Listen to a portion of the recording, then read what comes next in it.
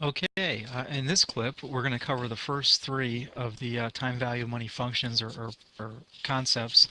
And we'll start out with talking about future value of a lump sum, which we actually just talked about at the end of the last previous clip. And we'll talk about present value of a lump sum, and then finish this portion or this clip off with the future value of an annuity. But the future value of a lump sum, once again, we're compounding. We're taking some present value and figuring how much that's going to be worth at some point in the future when it's invested in some interest bearing account or situation. And so it's just basically generating interest and earning interest on the interest that is generated. An example again is we have $500. If we earn 10% interest, that's a $50 interest, and that's added back to the principal. So at the end of the year, we have a total of $550. Now we could redo these problems, the problems we did at the end of the last clip, by simply multiplying the principal times 1.1, which we're saying here is 110%. So if something's going up by 10%, if the account's going up by 10% per year, another way to think of that, it's going up by 110%, because you have the original base of represented by 100, and you're having 10% over that base, which is the extra 10% there. So and what we did or could do for the last problem is just take our original $500 that we invested for 3 years at 10% and just multiply 500, or the ending balance, by 1.1 or 110%. So for the first year, we invest 500 and it goes to 550. Okay, the second year we have 550. At the end of the year, if it goes up by 10%, we'll have $605. And at the end of the third year, that 605 will increase by 10% to $665.50, which was the same number we calculated using the calculators and the time value of money menu.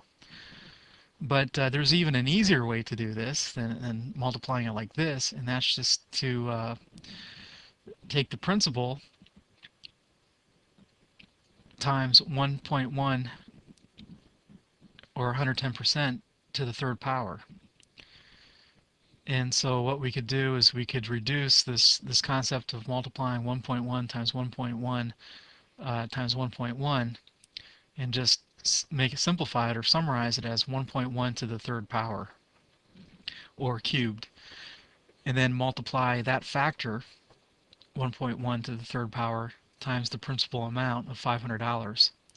So on your calculators, again, you need to find that y to the x key or that caret key and how to raise something to a power. And you put in 1.1 and then you raise it to the third power. You should get this future value lump sum factor of 1.3310. So that's how we could arrive that factor. And if you go back to our table at the very beginning of this packet for the future value of a lump sum column, for 3 years at 10%, you should also see this factor of 1.3310. So we have our factor now, our future value of a lump sum factor for $1. If we just multiply it times our principal, okay, that will give us our $665.50. So that's another way we could get to this number or calculate this. And again, this is simply just using our formula that we put up before when we talked about the table. But it's much neater here, much better written, typed out this way. The future value equals the present value, okay, lump sum, which is $500, times 1 plus I, 1 plus 0.1, okay, raised to the nth power to the third power in this example. So once again, we have $665.50, and this is just doing it in the calculator a second time. So that's the concept of the future value of a lump sum. Again, the math behind it, an example, the formula, and also how to solve the problem using the calculator keystrokes. Now the present value of the lump sum, whenever you're talking about present value of a lump sum, we're talking about discounting. So that's what we refer to as discounting. And that's simply the process of finding the future value of a present sum, or finding the present value of a future sum. And here's an example. We'll get right into an example here. We have an opportunity to buy a tract of land that will be worth $10,000 in 3 years. How much would you be willing to pay for it? And again, we're going to assume a 10% discount rate to be consistent with the other examples that we're looking at. So we know that money received in the future is worth less than money received today. Again, you'd much rather prefer a dollar today than a dollar 20 years from now, because if we had the money today, we could put that money to work. We could consume it, we can enjoy it, we can invest and earn interest. So if we can find the future value by multiplying 1 plus the interest rate, then we can find the present value by dividing. So we're just going to use a little algebra and rework that present value, future value formula or relationship to solve for present value this time. But before we do that, what we can do is just, we have 10,000, okay, divided by 1.1, and that equals 9,090, okay, and that would be for a 1-year period. If we take that number divided by 1.1 again, that will give us 8,264, and if we do it a third time, that will give us $7,513.15. So what that's telling us is that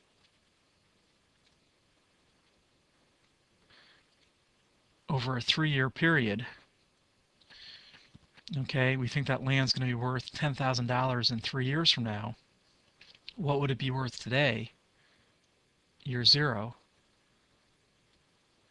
Our calculation is that it would be worth $7,513.15 today at a 10% discount rate.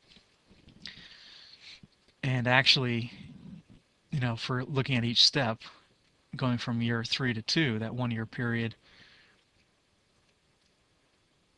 it brings it down to $90,090.91. And from years 2 to 1, it goes from $90,090 to $8,264.46. And then all the way back to year 0 today, it's $7,513.15. Using our formula, okay, this is a little bit tedious and lots of calculations. It's only for a 3-year, but just imagine doing this over a 20-year period. It's very, very tedious. Well, we don't need to do this. We can just plug it into our formula here. And once again, this is much neater written than I did before. And the present value equals the future value times the present value factor, discounting factor, 1 divided by 1 plus I to the nth power. And again, we're dealing with a 10% interest rate in 3 periods. So if you do this in your calculator, take 1 divided by 1 plus 0.1 to the 3rd power. When doing this calculation, take 1 plus 1, it's 1.1 to the 3rd power first, and then divide it by 1. So it's 1 divided by that factor. And then multiply it times $10,000. Okay, I think we should try to slip in an equal sign here. That can be a little confusing. I think we're missing an equal sign there. Multiply it times 10,000, and our factor is 0.7513. Okay, so this whole calculation breaks down to 0.7513. And that gets us to our $7,513, which we already solved or proved. On the calculator, probably the quickest way of all, once again, go to your time value of money menu, and as always, the 2 things that you want to check for, or actually 3 things in our list of things to check for before we start any problem, is 1, are your calculator registers cleared?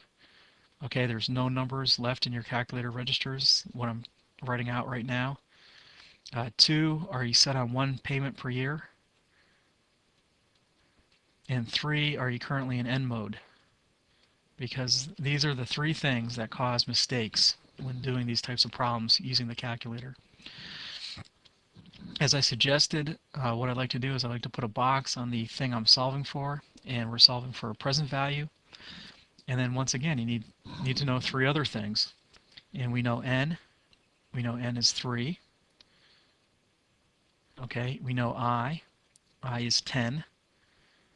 And I always double check to make sure I and n are in the same periods. Okay, n is in years, 10 is per year. You might want to make sure payment is empty or put 0 in it. And then we put in our future value of $10,000.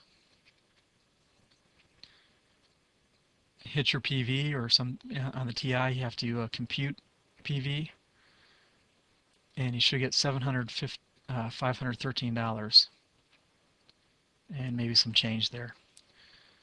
And that's going to actually be a negative because we entered the future value as a positive. So doing it a third way, we have our answer. And we can double check this. Okay, if we want to double check our work, what we can simply do is go the other direction and compound it out 3 years to see if you get $10,000 again. And that's exactly what we did down here. We take $715 and $7,513, increase it by 10%, or multiply it times 1.1 or 110%, and that gives us $8,264.46.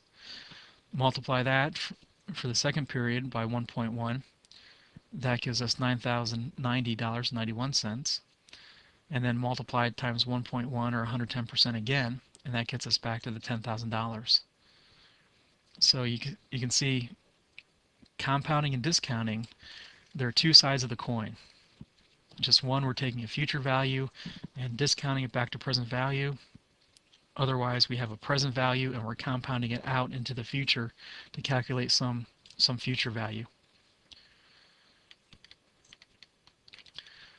And discounting is very important to real estate and financial analysis. In fact, that's how we get the term discounted cash flow, DCF, is because what we're doing with that kind of analysis is we're estimating cash flows of an investment or a mortgage or some other asset out into the future, out over 1, 2, 3, 4, 5, 10, 20 years, and discounting those cash flows back to present value to try to estimate the value of that asset. So very, very important concept, and you'll be doing a lot of discounting in any class that you're taking in finance or real estate. Now the last item we'll hit in this clip is the future value of an annuity.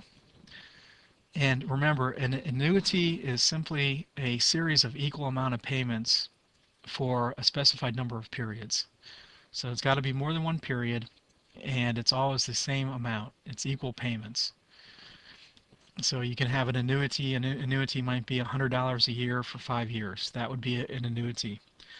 If it wasn't $100 per year, if it was $100 the first year, $200 the second year, $50 the third year, that's not an annuity. It has to be of equal amounts. And there are 2 types of annuities. And initially here, we're just going to worry about the first type, a regular annuity.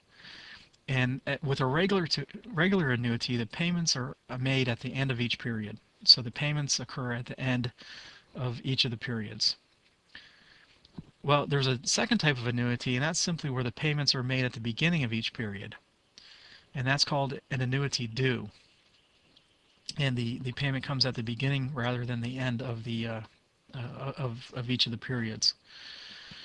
So if we're getting $100 a year for each year at the end of each year for 5 years, that's a regular annuity. If we're getting $100 a year starting today, okay, and the payments occurring at the beginning of each of the subsequent years, that's a annuity due. Again, and this is the difference on your calculator. Your calculator calculates regular annuities in end mode,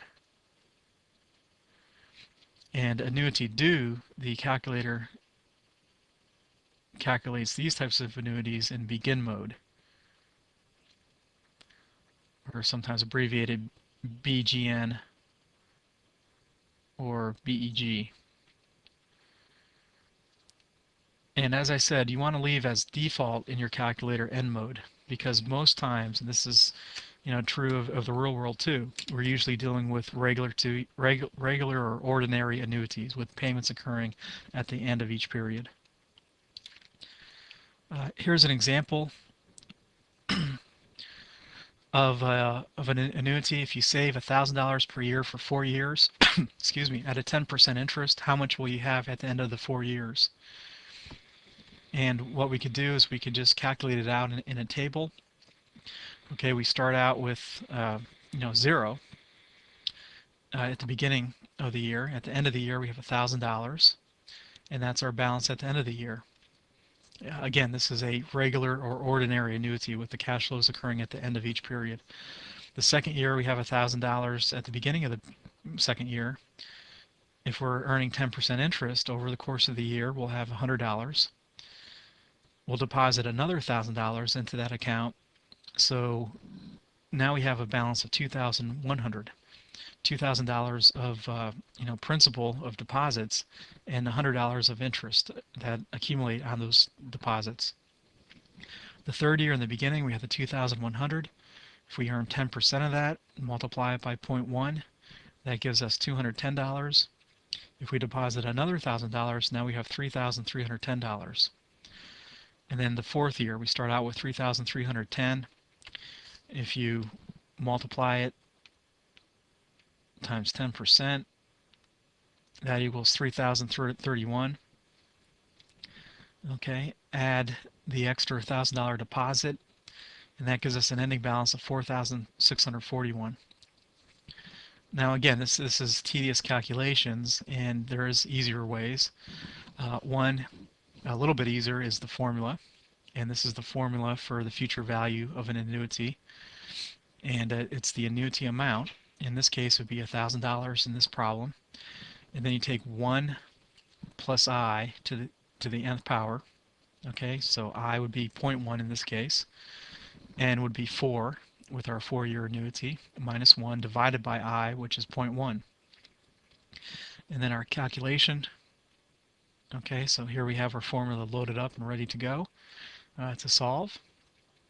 Again, we take 1.1 to the 4th power minus 1 divided by 1, and that gives us a present value of an annuity factor of 4.6410. Multiply that times the annuity amount of 1,000, and that gives us 4,641, which is what we just calculated above. On the calculator, okay, probably the quickest way of all, the calculator, of course. Again, as on every problem, make sure your time value of money is totally cleared out. Set up your time value of money menu on your paper. What? Wow, it is hard to write with this pen. I apologize, guys. Make sure your calculator is set on 1 payment per year. Make sure you're in end mode because it's an ordinary annuity. Put a box in what you're trying to solve for. I'm trying to solve for a future value of an annuity, so I'm going to put a box in future value. Okay, I'm going to computer calculate that. And then once again, if you know 3 things, you can solve for the 4th. We know N is 4 periods. I is 10%. N and I match up in time units. It's 4 years, and 10% is per year. The present value, what's the present value this time? Well, that's a trick question, isn't it? Because you got to make sure the present value is empty or clear. We start out with nothing, but what we're doing is we're making payments of $1,000 each year at the end of each year for 4 years. So this time we have a payment, and whenever you're dealing with annuities, you're going to be putting something in the payment key. Okay, so when you think annuity, think payment, PMT. Okay, this should do it. Make sure present value is empty or clear, and then calculate, compute your future value, and you should get 4,641, and hopefully that's not rounded too much. Okay, and so at the end of 4 years, that's exactly what we'll have. Notice we contributed only 4,000. We put 4,000 a year away for 4 years. So the $641 is interest and, most important, compound interest. Okay, well, let's stop here, take a little break, and then load up the next clip, and we'll talk about the remaining time value of money concepts. Signing off.